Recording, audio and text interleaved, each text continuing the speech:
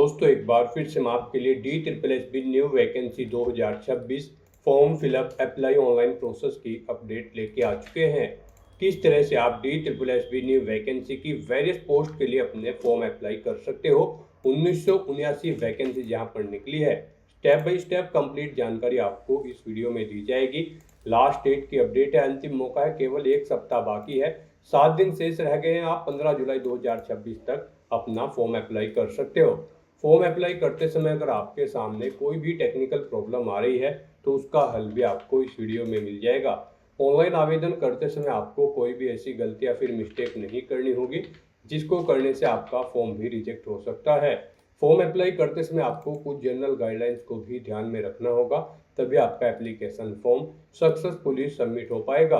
Apply करते समय आप अपना रजिस्ट्रेशन किस प्रकार से करोगे, कैसे आप personal detail, qualification detail fill करोगे, डॉक्यूमेंट, सिग्नेचर, फोटोग्राफ कैसे और कितने केबी में आपको अपलोड करने होंगे, फीस पेमेंट करते हुए रजिस्ट्रेशन से लेकर प्रिंट तक आप कैसे अपना फॉर्म अप्लाई करोगे, पूरी जानकारी के लिए आपको ये वीडियो शुरू से लेके एंड तक बिना स्किप किए हुए देखनी होगी।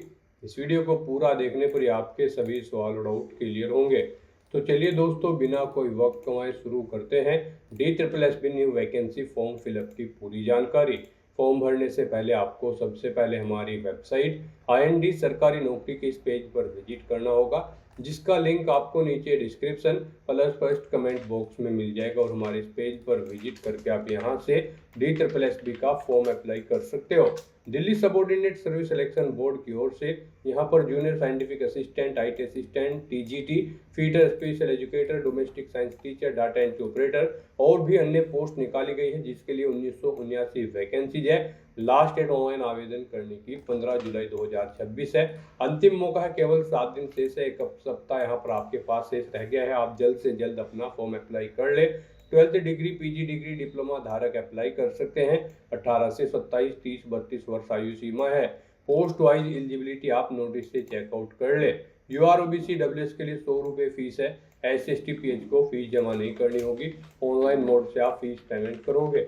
ऑनलाइन अप्लाई कर सकते हो। दिल्ली जॉब लोकेशन है DSSBonline.nic.in की ऑफिशियल वेबसाइट है, जिससे आप फॉर्म अप्लाई कर सकते हो। इम्पोर्टेंट लिंक सेक्शन के अंतर्गत ऑफिशियल नोटिफिकेशन PDF लिंक पर क्लिक करके आप इसके PDF डाउनलोड कर सकते हो। सबसे पहले आप यहाँ पर इम्पोर्टेंट डेट चेकआउट कर ले। यहाँ पर आपको department wise, post wise, category wise vacancies की कंप्लीट डिटेल दे दी गई है, आप यहाँ से चेकआउट कर सकते हो। कंप्लीट एलिजिबिलिटी क्राइटेरिया आपको पोस्ट वाइज भी दिया गया है, जैसे कि सैलरी की डिटेल, क्वालिफिकेशन, एज लिमिट की डिटेल आपको यहाँ पर पूरी इंफॉर्मेशन दे दी गई है। साथ साथ यहाँ पर स्क्रॉल डाउन करते फीस पेमेंट की इंफॉर्मेशन आप चेकआउट कर सकते हो। एग्जामिनेशन पैटर्न, सिलेबस आपको डिटेल में टॉपिक वाइज यहाँ पर प्रोवाइड करा दिया गया, आप सब्जेक्ट वाइज पूरा सिलेबस रीड आउट कर ले। फॉर्म अप्लाई करते समय आपको डॉक्यूमेंट, सिग्नेचर, फोटोग्राफ कैसे और कितने केबी में अपलोड करने होंगे, क्या जनरल इंस्ट्रक्शंस रहेंगे फॉर्म अप्लाई करने से रिलेटेड, वो आप यहाँ से चेकआउट कर ले। तो आवेदन करने से पहले आपको नोटिफिकेशन की PDF पूरा पढ़ना अनिवार्य है। इसको पूरा पढ़ने से ही आपके सभी सवाल और डाउट क्लियर होंगे। PDF रीड आउट करने के बाद में आपको अप्लाई ऑनलाइन के इस लिंक पर क्लिक करना होगा, तो आपके सामने ऑनलाइन आवेदन करने का ये ऑफिशियल पोर्टल ओपन हो जाएगा। गाइस, यहाँ पर अगर आपने पहले से रजिस्ट्रेशन कर रखा है तो आपको क्लिक टू साइन इन के स्टेप पर क्लिक करना है। उसके बाद आपके सामने कुछ इस तरह से इंटरफेस ओपन होगा। अब यहाँ पर आपको अपनी डेट ऑफ बर्थ एंटर करनी है, पहले डे, फिर मंथ और फिर ईयर। उसके बाद आपको अपनी 10वीं क्लास का रोल नंबर एंटर करना है। फिर आपने अपनी 10वीं क्लास कब पास आउट की है वो ईयर आपको सिलेक्ट कर लेना है। उसके बाद आपको अपना पासवर्ड एंटर करना है, ये कैप्चा कोड आपको यहाँ पर एंटर करना है और फिर साइन इन की स्टेप पर क्लिक करते हुए आपको साइन इन करके अपना फॉर्म अप्लाई कर लेना है।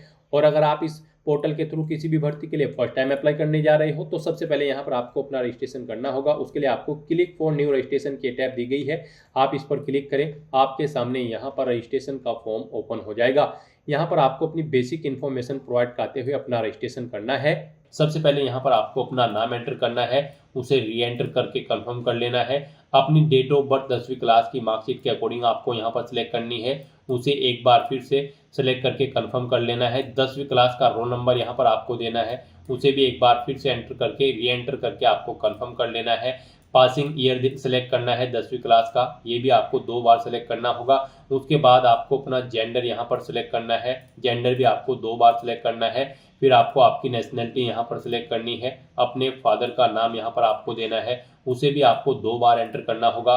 फिर यहाँ पर आपको अपनी मदर का नाम भी 2 बार एंटर कर देना है। अगर आप मैरिड हो तो अपने हस्बैंड या फिर वाइफ का नाम यहाँ पर आप एंटर करें, 2 बार यहाँ पर आपको एंटर करना होगा। मोस्टली यहाँ पर आपको सभी चीज़ें 2 बार एंटर करनी है कंफर्मेशन के लिए। तो उसके बाद आपको फिर यहाँ पर अपना मोबाइल नंबर एंटर करना है, उसे एक बार फिर से एंटर करना है। ईमेल आईडी भी आपको यहाँ पर 2 बार एंटर करनी होगी। फिर यहाँ पर आपको गेट ओटीपी के ऑप्शन पर क्लिक करना है। उसके बाद आपके मोबाइल और मोबाइल नंबर पर ओटीपी आएंगे। वो ओटीपी आपको यहाँ पर एंटर करके अपना मोबाइल नंबर और ईमेल आईडी को आपको वेरीफाई कर लेना है। उसके बाद यहाँ पर आपसे पूछा गया है कि यहाँ पर क्या आप अपना आधार कार्ड देना चाहते हैं आईडी प्रूफ के तौर पर। अगर चाहते हैं तो यस करें और फिर आप अपना आधार नंबर एंटर करें, उसे एक बार फिर से एंटर करके कंफर्म कर लें। और अगर आपके पास आधार कार्ड नहीं है तो यहाँ पर आप नो ऑप्शन सेलेक्ट करेंगे। फिर यहाँ पर कोई अन्य आईडी आप सिलेक्ट करेंगे, driving licence, PAN card, passport या फिर वोटर आईडी। और उसके बाद यहाँ पर आपको अपने आईडी का नंबर देना है, उसे एक बार फिर से यहाँ पर आपको री एंटर करना है। उस पर जो नाम अंकित है वो यहाँ पर आपको मेंशन करना है, उसे एक बार फिर से यहाँ पर आपको एंटर करना है। और फिर यहाँ पर आपको अपना आईडी प्रूफ अपलोड करना होगा। उसके लिए आपको चूज फाइल बटन पर क्लिक करना है, फाइल को सिलेक्ट करना है और अपना आईडी प्रूफ यहाँ पर आपको अपलोड कर देना है। यहाँ पर आपका आईडी प्रूफ जो होगा वो 15 KB से 60 KB के बीच में होना चाहिए। और उनकी हाइट यहाँ पर अगर आप पैन कार्ड या फिर ड्राइविंग लाइसेंस अपलोड करते हैं तो 300x200 पिक्सल विड्थ और हाइट होनी चाहिए। वोटर आईडी कार्ड के लिए 200x300 विड्थ हाइट होनी चाहिए। और पासपोर्ट के लिए 450x300 विड्थ हाइट यहाँ पर आपकी होनी चाहिए। जेपीईजी या फिर जेपीजी फॉर्मेट में आपका ये डॉक्यूमेंट होना चाहिए। उसके बाद यहाँ पर आपको अपना पासवर्ड क्रिएट करना है।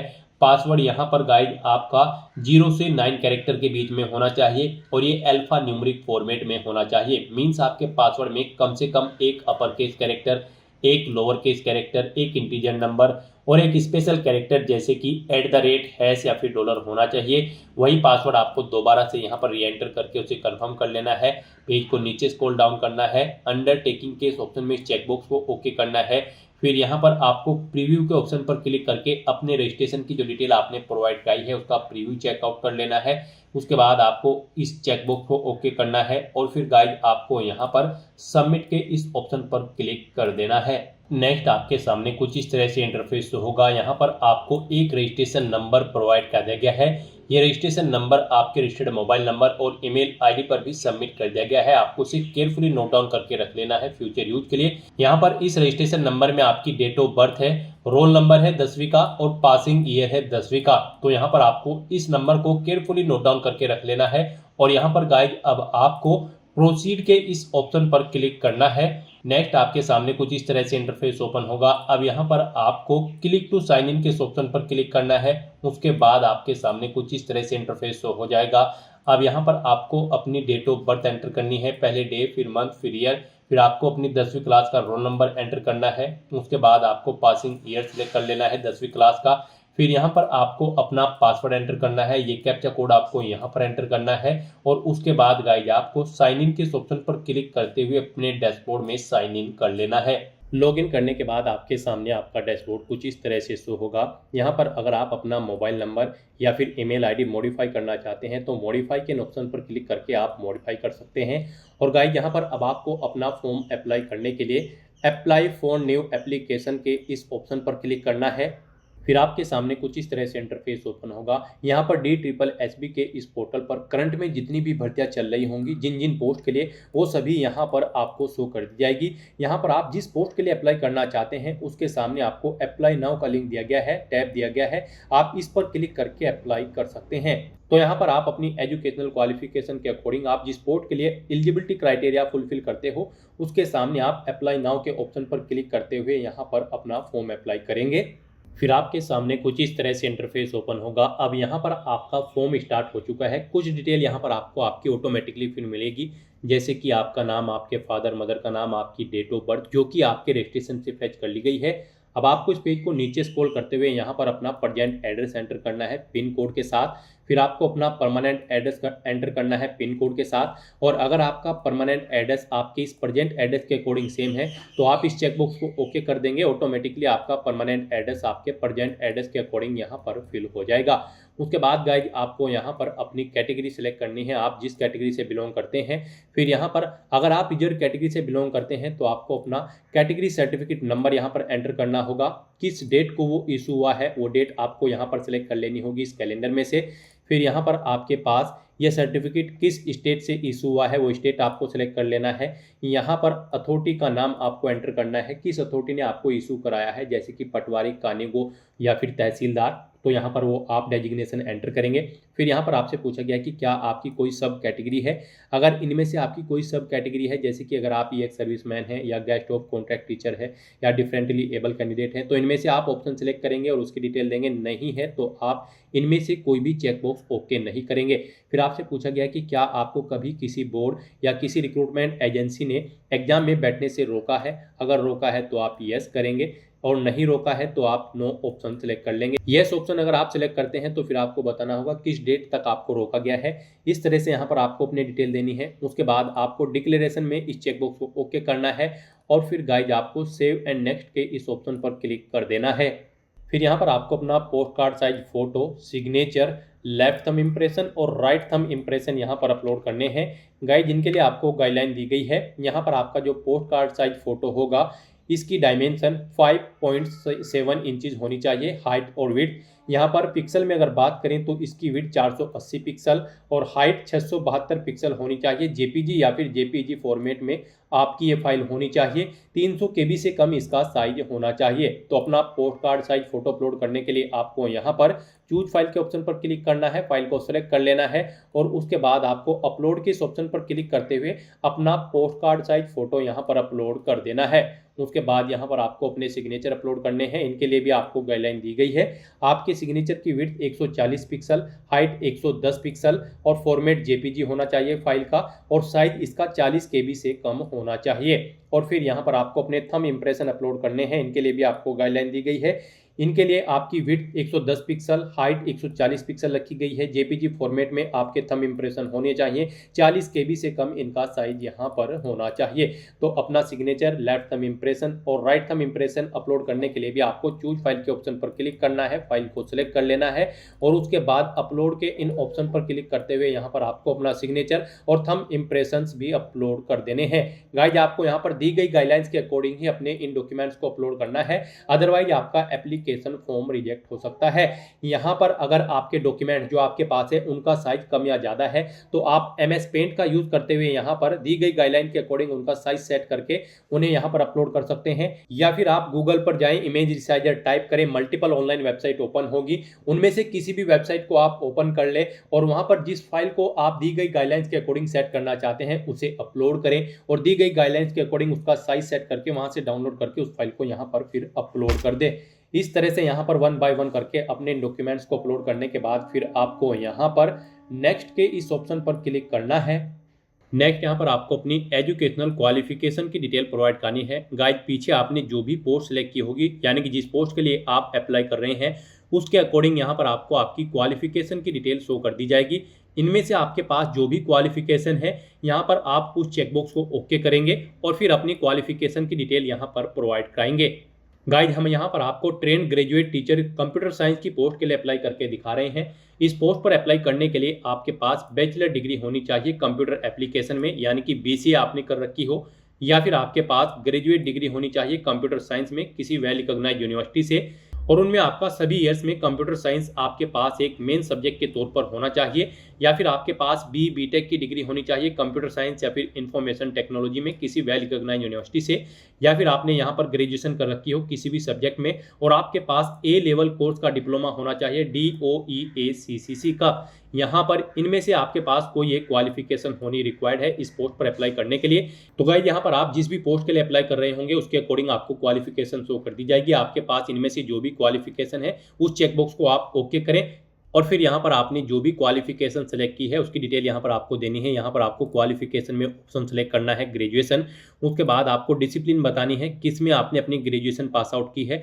फिर यहाँ पर आपको अपनी परसेंटेज एंटर करनी है, कितने % मार्क्स आपने इसमें ऑब्टेन किए हैं, किस स्टेट से आपने अपनी क्वालिफिकेशन पास आउट की है, किस यूनिवर्सिटी या बोर्ड से पास आउट की है वो आपको सेलेक्ट कर लेना है, किस मंथ और ईयर में आपने इसे पास आउट किया है वो यहाँ पर आपको सिलेक्ट कर लेना है। और उसके बाद गाइज फिर आपको यहाँ पर इंसर्ट के इस ऑप्शन पर क्लिक करते हुए अपनी ये क्वालिफिकेशन यहाँ पर इंसर्ट यानी कि ऐड कर देनी है। इंसर्ट के ऑप्शन पर क्लिक करने के बाद आपकी क्वालिफिकेशन यहाँ पर ऐड हो जाएगी। यहाँ पर अगर आपने इसके अलावा भी कोई और क्वालिफिकेशन कर रखी है यानी कि आपके पास कोई और डिग्री या फिर डिप्लोमा है तो आप यहाँ पर ऐड के इस ऑप्शन पर क्लिक करके अपनी क्वालिफिकेशन की डिटेल प्रोवाइड कर सकते हैं। और यहाँ पर अपनी क्वालिफिकेशन की डिटेल प्रोवाइड करने के बाद गाइज फिर आपको do you want to finally save के स्टेप पर क्लिक करके अपनी क्वालिफिकेशन की डिटेल सेव कर देनी है। और उसके बाद फिर आपको नेक्स्ट के इस ऑप्शन पर क्लिक करना है। नेक्स्ट यहाँ पर आपने पीछे अब तक जो डिटेल प्रोवाइड कराई है आपके एप्लीकेशन फॉर्म की, उसका पूरा प्रीव्यू आपको शो कर दिया गया है। आपको सभी डिटेल्स केयरफुली चेकआउट करनी है। इस पेज को नीचे स्क्रॉल करना है। यहाँ पर अगर कोई मिस्टेक है तो आप edit personal detail, edit photo signature, LTI and RTI, edit qualification and experience के ऑप्शन पर क्लिक करके इन सेक्शंस में एडिट करके अपनी डिटेल ओके कर सकते हो। और अगर ऑलरेडी सभी चीज़ें ओके हैं तो बस गाइज आपको यहाँ पर डिक्लेरेशन में इस चेकबॉक्स को ओके करना है, इस सेकंड चेकबॉक्स को भी आपको ओके करना है। और उसके बाद फिर आपको सबमिट फाइनल एप्लीकेशन के इस ऑप्शन पर क्लिक कर देना है। इस तरह से यहाँ पर आपका एप्लीकेशन फॉर्म सक्सेसफुली सबमिट हो जाएगा अगर आप रिजर्व कैटेगरी से बिलोंग करते हैं। और अगर आप अनरिजर्व कैटेगरी से बिलोंग करते हैं तो पहले आपको 100 रुपये एप्लीकेशन फीस के रूप में जमा कराने होंगे। उसके बाद आपका फॉर्म सबमिट होगा। फीस पेमेंट आप debit card, credit card, net banking या फिर UPI के माध्यम से कर सकते हो। और यहाँ पर फॉर्म सबमिट होने के बाद आपको एक एप्लीकेशन नंबर प्रोवाइड कर दिया गया है। आपको इसे केयरफुली नोट डाउन करके रख लेना है फ्यूचर यूज के लिए। और गाइज यहाँ पर अब आपको ओके के इस ऑप्शन पर क्लिक करना है।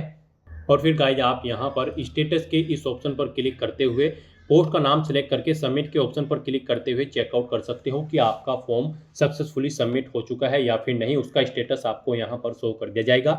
और उसके बाद आप प्रिंट एप्लीकेशन के इस ऑप्शन पर क्लिक करते हुए आपने जिस पोस्ट के लिए अप्लाई किया है उसका नाम सेलेक्ट करते हुए यहाँ पर आप अपने एप्लीकेशन फॉर्म का एक हार्ड कॉपी या फिर सॉफ्ट कॉपी प्रिंट आउट भी ले सकते हो फ्यूचर यूज के लिए, फ्यूचर रेफरेंस के लिए। तो दोस्तों ऐसे आप DSSB एडवर्टाइजमेंट नंबर 3/2026 1979 पोस्ट के लिए अपने फॉर्म अप्लाई कर सकते हो बिना कोई मिस्टेक किए हुए।